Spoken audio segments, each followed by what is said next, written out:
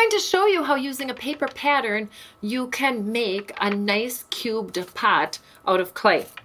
So all I did was I had a square, a cardboard square, and I just put it in the center and then put it up above, put it below, put it to the left, put it to the right, and then I traced those squares all in one piece. Now I'm going to use my clay and roll it out and copy that image, and I'll show you how that will make a nice cubed pot.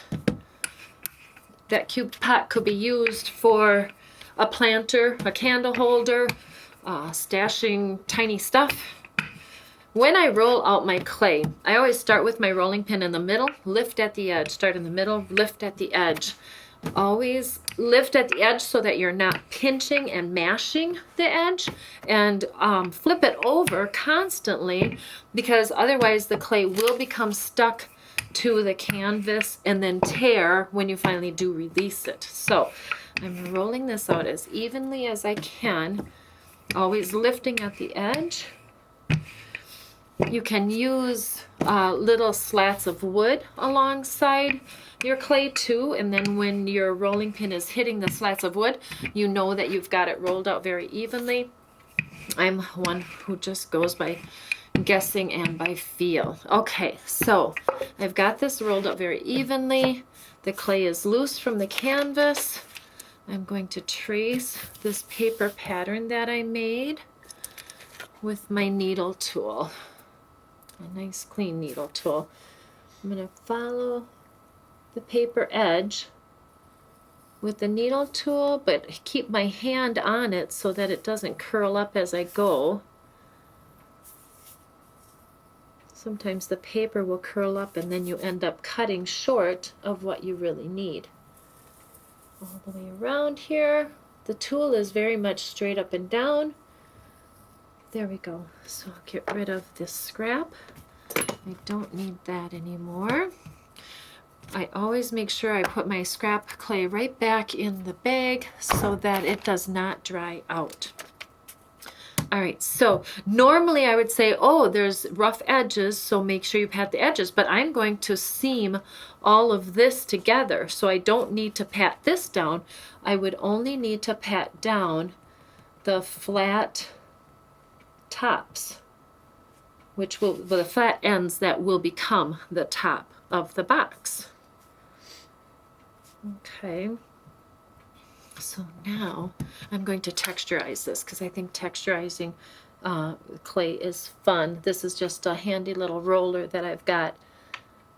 And if you don't have rollers, you can use lace doilies.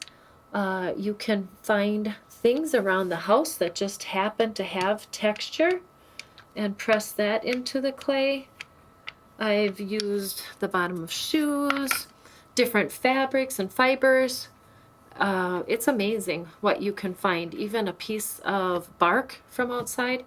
Okay, so I flipped it over because I'm going to bring up these ends together, and if I didn't flip it over, I would be enclosing the texture, which I do not want to do. So I'm going to have it flipped over, and now I'm going to scratch and wet the edges so that when I bring them up, the corners will come together and I can smooth them together into a nice clean seam. There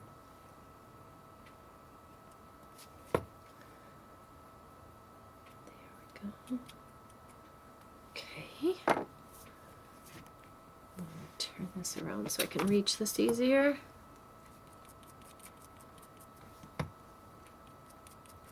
You have to handle the clay very well. When I picked it up and turned it, I was very careful not to pull and yank on it because any aggressive movement is going to warp the shape and the ends won't come together as well.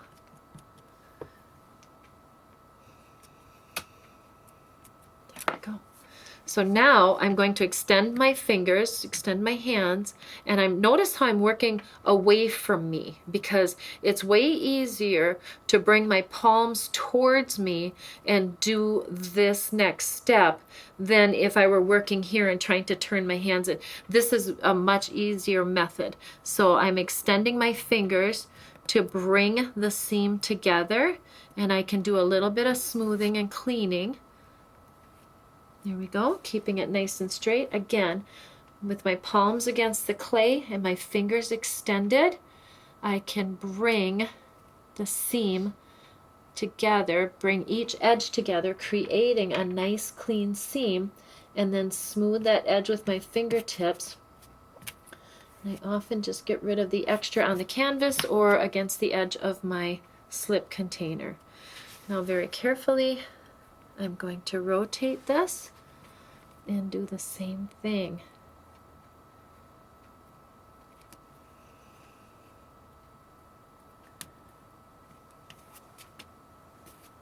There.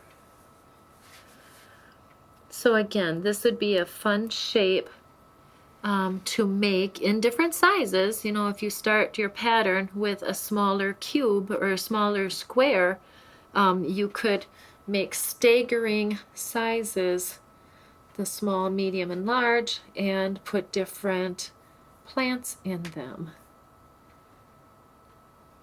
There we go, just cleaning up the edge a little bit.